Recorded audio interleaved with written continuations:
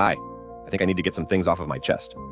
Lately, I've done some pretty horrible things. Some may even call these things I've done unspeakable. But that doesn't really matter now. I'll start at the beginning. They say the descent into insanity is gradual. They would be very, very wrong. The human mind is like a rock teetering on the edge of a cliff.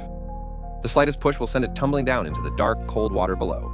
And once it's there is no getting it back.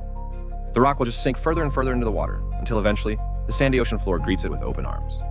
So, imagine my surprise when I discovered that the human mind, rocks and trash bags filled with dismembered limbs, all have something in common. Do you want to know what that is? They all sink very quickly. But I'm getting ahead of myself here. It all started on a Monday night. Fucking Mondays. After a long day of sitting at my desk, completing memos for my boss, I was tired when I got home. So I decided to hit the hay a bit early that night. This was a big mistake. After laying in my cold bed for a few hours, I felt it. It felt like hundreds of needles that had been stuck in a freezer for a few weeks were slowly being sunk into the skin on the back of my neck. When I turned to see what was causing the sensation, I saw him. He was laying in the bed with me, breathing on the back of my neck. I couldn't make out all of his features, but with my room being pitch black, but there was something very obviously wrong with this man. I looked down every inch of his body. Dozens of neon red veins pulsed all over him. His skin was completely onyx black. I looked down at his legs. They hung off of my bed. He was at least 8 feet tall. My very first reaction was to scream, but he just brought a large, sharp-clawed hand to my mouth and covered it. He seemed to grin at me. I don't remember what happened next. After that, all I remember is slowly walking down the street. There was a small woman down the street from me. I began walking towards her, but my legs were not my own. I knew he was making me do this.